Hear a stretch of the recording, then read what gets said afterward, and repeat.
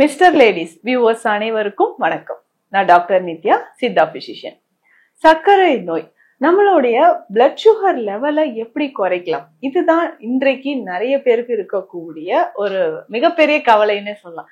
இதெல்லாம் சாப்பிட்டவங்க, அதெல்லாம் எனக்கு சரியே ஆகல, பிளட் சுகர் லெவல் குறையாம இப்படியே இருக்கே, அது கூட பரவாயில்லைங்க, இந்த சுகர்னால எனக்கு இருக்கக்கூடிய உடல் நல உபாதைகள் ரொம்ப அதிகம். உடல் நல உபாதைகள் அப்படின்னு சொல்றது வெயிட் லாஸ் ஆகுது, கைகள்ல நடுக்கம் ஏற்படுது, கால் பாதங்கள்ல எரிச்சல் ஏற்படுறது, இந்த மாதிரியான பிரச்சனைகள் நிறையவே இருக்கு. ஸோ அப்போ நமக்கு சுகர், அதாவது இந்த ரத்தத்துல இருக்கக்கூடிய சர்க்கரை அளவை நம்ம எப்படி குறைக்கலாம், எப்படி மெயின்டைன் பண்ணலாம்? ஸோ இந்த விஷயங்கள் நிறைய பேருக்கு இருக்கு.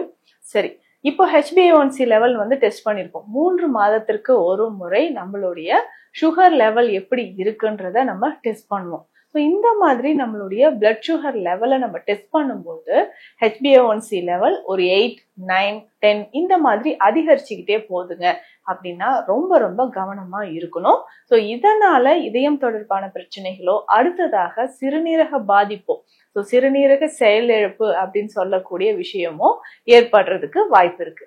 அதனால நம்மளுடைய ரத்தத்தில் சர்க்கரை அளவு அதிகமாகும் போது ரொம்ப ரொம்ப கவனமாக இருந்து அதற்கான சிகிச்சை முறைகளை நம்ம ஃபாலோ பண்ணிட்டு வரணும். ஸோ இதற்கு அடுத்தது பார்த்தோம்னா, நம்ம பிளட் சுகர் லெவல் குறைப்பதற்கு உணவு முறை தான் நிறைய பேருக்கு ஒரு கன்ஃபியூஷனா இருக்குன்னு சொல்லலாம். ரொம்ப குழப்பமா இருக்குங்க, எதுதான் சாப்பிடுறது? ஸோ சிலர் இதெல்லாம் நான் சாப்பிட்டுக்கிட்டே இருக்கிறேன், இது எனக்கு ஓகே. ஆனா ஒரு சிலர் எந்த மாதிரி உணவு சாப்பிட்டாலும் ரத்தத்துல சர்க்கரை அளவு எனக்கு குறையல அப்படின்னு சொல்லுவாங்க. சரி, இந்த மாதிரி இருக்கும்போது நம்ம பிளட் சுகர் லெவல் குறையறதுக்கு என்ன பண்ணலாம்? இதுதான் ரொம்ப முக்கியம். ஸோ பிளட் சுகர் லெவல் நம்ம குறையறதுக்கு ஈஸியா நம்ம உணவு முறைகள்ல நம்ம கலரா இருக்கு பாத்தீங்கன்னா, அதாவது சிவப்பு கலர்னு கிடையாது, சிவப்பு நிறத்திலோ கருப்பு நிறத்திலோ இருக்கக்கூடிய, பழுப்பு நிறத்தில் இருக்கக்கூடிய அரிசி வகைகளை நம்ம சாப்பிடுறது ரொம்ப நல்லது. சர்க்கரை நோயாளிகளுக்கு இது அதிகமான ஆற்றலை தரக்கூடியது, லோ கிளைசிமிக் இண்டெக்ஸ் மற்றும் ஃபைபர் கண்டென்ட் இருக்கிறதுனால இந்த அரிசி வகைகளை சாப்பிடலாம். பழுப்பு அரிசியை பொறுத்த வரைக்கும் இது அன்பாலிஷ்டு ரைஸ் அப்படின்னு சொல்றோம். கொஞ்சமா சாப்பிட்டாலும் நமக்கு லோ கிளைசிமிக் இண்டெக்ஸ், ரொம்ப பொறுமையா ஜீரணமாகி நம்ம ரத்தத்துல அந்த குளுக்கோஸ் லெவல் கொஞ்சம் கொஞ்சமாக சேர ஆரம்பிக்கும். இதே மாதிரிதான் கருப்பு கவுனி அரிசி, காட்டு யானம் அரிசி, இந்த அரிசி வகைகள் எல்லாமே நல்லா டார்க் ப்ரௌன் கலர்ல இருக்கும். அதே மாதிரி அதனோட ஃபைபர் கண்டென்ட் பாத்தீங்கன்னா, இது அன்பாலிஷ்டு ரைஸ் அப்படின்னு சொல்லுவோம். பட்டை தீட்டப்படாத அரிசி வகைகளை நம்ம சாப்பிடும்போது நம்ம பிளட் சுகர் லெவல் கொஞ்சம் கொஞ்சமாக குறைந்து நார்மலாக வர்றதுக்கு வாய்ப்புகள் இருக்கு. சரி, இந்த மாதிரி அரிசி வகைகள் எந்த நேரத்தில் சாப்பிடலாம்? மதிய நேரத்துல சாப்பிடலாம். இதுல முக்கியமாக வாரம் ஒரு முறையாவது இந்த அரிசி வகைகளோடு உளுந்து சேர்த்து சாப்பிடுறது ரொம்ப நல்லது. அதாவது நம்ம வீட்டுல எல்லாம் பார்ப்போம், உளுந்தங்கஞ்சி, உளுந்து சாதம் சாப்பிட்டோம் அப்படின்னு சொல்லுவாங்க. அந்த மாதிரி இதனோட கருப்பு உளுந்து சேர்த்து உளுந்து சாதமாக சாப்பிடணும்.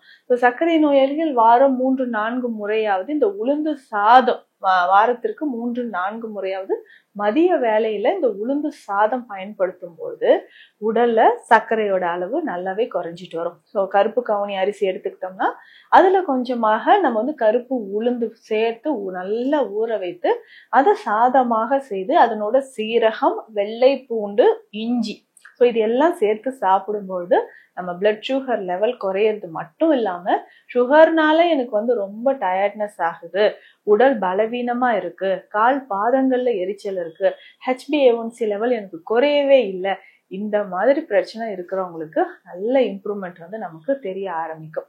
ஸோ இதை தாண்டி பார்த்தோம்னா, நம்ம உடல்ல இருக்கக்கூடிய சர்க்கரை அளவை குறைப்பதற்கு ரொம்ப ரொம்ப சிம்பிளா பார்த்தோம்னா கொன்றை குடிநீர் அப்படின்ற மருந்து இருக்கு. ஏன்னா சுகருக்கு நிறைய மருந்துகள் இருக்கு.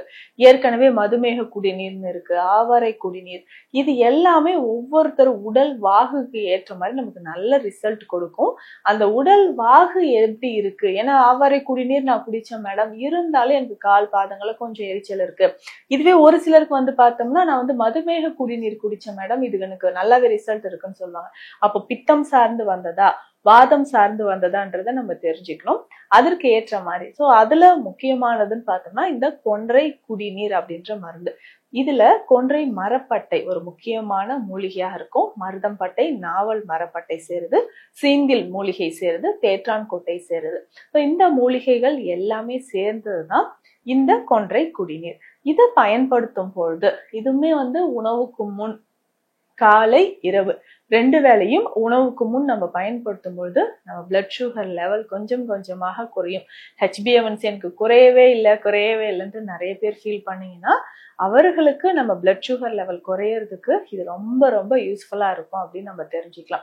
ஸோ தொடர்ந்து இந்த கொன்றை குடிநீரும் நம்ம சொன்ன மாதிரி உணவு முறைகளும் ஃபாலோ பண்ணணும். கால்ல இதே மாதிரி நமக்கு மதமதப்பு இருக்கு, நம்னஸ் இருக்கு, சின்ன சின்ன குண்டூசியை வச்சு குத்துற மாதிரி ஒரு ஃபீல் இருக்கு அப்படின்னு நீங்க ஃபீல் பண்ணீங்கன்னா அதற்கு ரொம்ப சிம்பிளா பார்த்தோம்னா நல்லெண்ணெயோட கழற்சி தைலம் அப்படின்ற தைலம் சித்த மருத்துவத்துல இருக்கு. உடல்ல கட்டிகள், வீக்கம் இதை குறைக்கிறதுக்கு கழற்சி தைலம் பயன்படுது.